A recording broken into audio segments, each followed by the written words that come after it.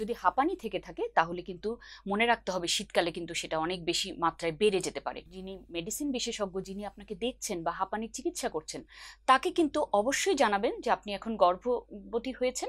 একটি জীবন নয়, এখানে দুটি জীবনের প্রশ্ন।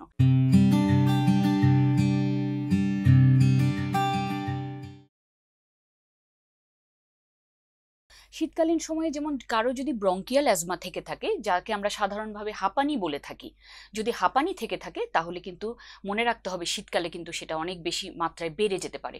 আপনি কিন্তু যার কাছে আছেন, যিনি মেডিসিন বিশেষজ্ঞ, যিনি আপনাকে দেখছেন বা হাঁপানির চিকিৎসা করছেন, তাকে কিন্তু অবশ্যই জানাবেন যে আপনি এখন গর্ভবতী হয়েছেন এবং সেই অনুযায়ী আপনার একটা প্রেসক্রিপশন কিন্তু আপনি তার কাছ থেকে নিয়ে নেবেন।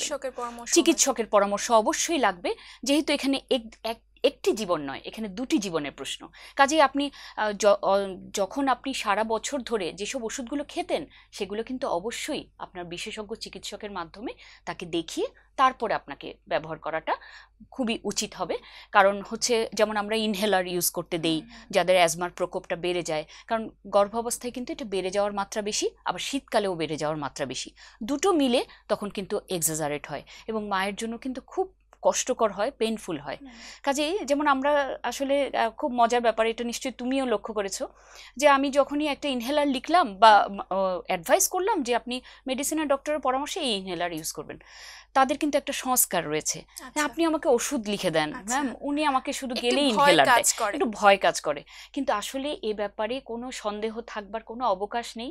মনে রাখবেন যে আপনি যেটা খাচ্ছেন সেটার চাইতে কিন্তু অ্যাজমার জন্য, বিশেষ করে হাঁপানির জন্য, ইনহেলার কিন্তু অনেক ভালো।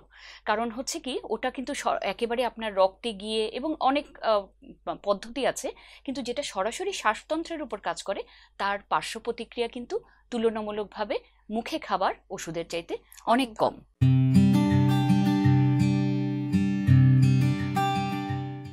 আর ডায়াবেটিসের সঙ্গে যেটা চলে আসবে, আসলে খুব টাইট কন্ট্রোল ডায়াবেটিস করতে হবে আমাদেরকে গর্ভকালীন সময়ে। হয়তো আপনি নর্মাল অবস্থায় একটু 19-20 হলেও যেটা সেরে যেতে পারে, কিন্তু সন্তান ধারণ করা অবস্থায় কিন্তু আপনাকে এই ব্যাপারে একদম 1% রিস্কও নেওয়া যাবে না। কারণ আপনার সন্তান, আমরা সবাই চাই একটি সুস্থ সুন্দর সন্তান পৃথিবীতে জন্ম নিক। আর ডায়াবেটিসের প্রসঙ্গ যখন আসলোই, ডায়াবেটিস রোগটা এমন একটা অবস্থা, আসলে এটা কিন্তু অনেক জিনিসগুলোকে ইনভলভ করে, অনেক অর্গানকে। যেমন আমরা বলি যে যাদের ডায়াবেটিস আছে তারা কিন্তু পায়ের একটু আলাদা করে যত্ন নেবেন, ত্বকের যত্ন নেবেন। আপনার যদি কোনো ভিশনে কোনো প্রবলেম থাকে, চোখে কোনো সমস্যা থাকে, আপনি কিন্তু নিয়মিত একটু চোখের ডাক্তার দেখিয়ে নেবেন।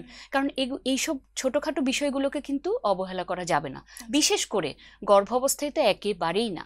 যেমন আপনি ত্বকের যত্ন নেবেন, আপনি কিছু একটু রাতের বেলা ভেসলিন লাগিয়ে ঘুমান, একটু লোশন ইউজ করুন,